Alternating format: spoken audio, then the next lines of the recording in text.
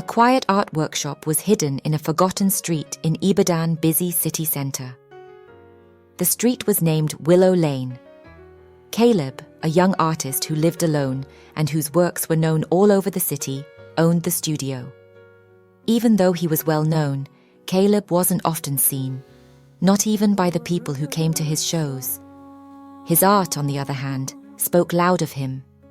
He made wonders out of every paper he painted. They were full of life, color, and feeling. The paintings showed scenes from dreams or otherworldly places. There were views that changed with the light, pictures whose eyes seemed to follow you, and abstract pieces that made him feel things he can't put into words. When Caleb launched a new show, the art world went crazy with excitement. People were always amazed by his works, which sold for huge amounts of money. However, no one knew how Caleb made such amazing art, and they had never seen him paint. His closest friends were the only people he let into his workshop. Everyone was interested in figuring out who he was. Lucy, a young artist-to-be, looked up to Caleb. Painting in her small apartment all day, she tried to catch even a small amount of the magic Caleb seemed to have so easily. Lucy had met Caleb at one of his shows before. He had been nice and quiet, encouraging her politely, but not telling her much about his process. Lucy was determined from then on to find out the secret behind Caleb's amazing art. Lucy worked part-time at a nearby cafe where a lot of artists liked to hang out. Caleb came in one day and ordered what he always liked, a simple black coffee to go. Lucy worked up to Caleb and started talking to him. She told him how much she liked his most recent show and asked him if he would ever think about teaching. Lucy said in a relaxed voice, "Your work is amazing.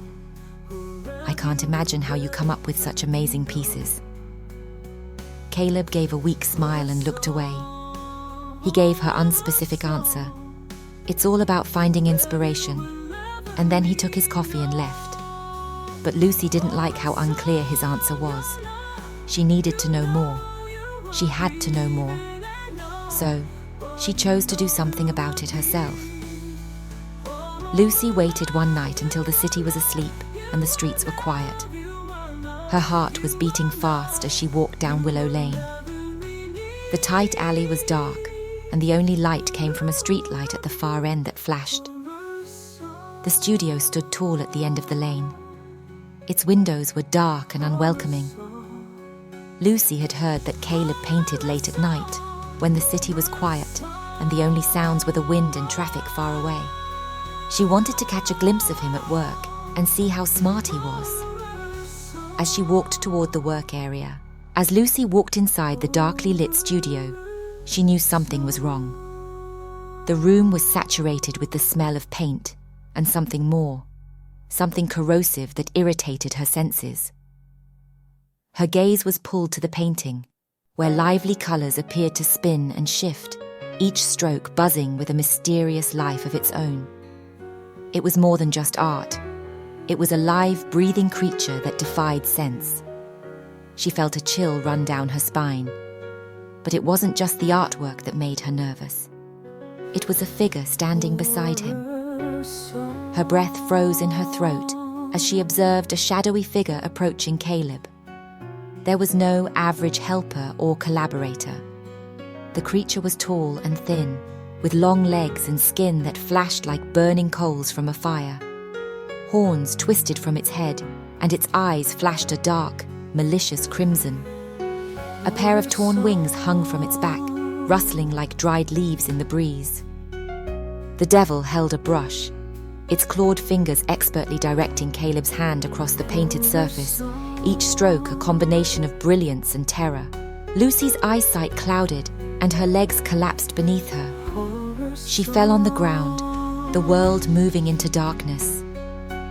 Before she passed out, she saw Caleb look at her with grief and resignation, but he did not stop. The monster muttered something in Caleb's ear, its voice a deep, horrible hiss that made Lucy tremble. The last thing she heard was the steady scrape of the brush against the surface of the painting. When Lucy awoke, She was resting on a cold, hard surface.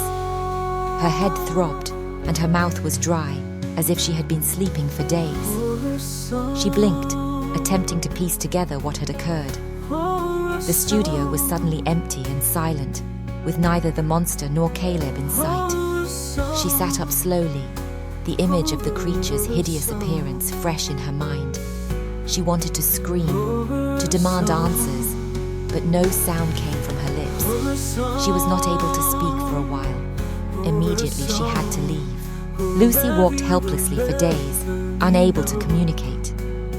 She was speechless, and her thoughts appeared to be caught in a thick, impenetrable cloud. Friends and family inquired what was wrong, but she could only shake her head, her eyes wide with horror that she couldn't express. The vision of the devil clinging to Caleb and directing his every movement tormented her every waking second. It was as if the experience had cut her off from the world she knew, leaving her stranded in a sea of mute horror. Her voice eventually returned, but more reserved and more uncertain than before. She spoke in whispers, as if the monster might hear her from wherever it was. She never returned to Caleb's studio, nor did she discuss what she had witnessed that night. However, the incident had permanently altered her. Her paintings, which had once been brilliant and hopeful, now had a darker undertone, with twisted people and shadowy settings reminiscent of the nightmare she had witnessed. Despite her best efforts, she could never completely forget Caleb and his evil muse. It lingered on the outskirts of her consciousness, a continual reminder of the fine line between genius and crazy, creation and destruction. She hesitated every time she picked up a brush, fearing what would happen if she poured too much of herself onto the painting. Lucy had discovered that art may be beautiful, but it could also be a portal to things better kept unseen, a fact that, once seen, could never be forgotten.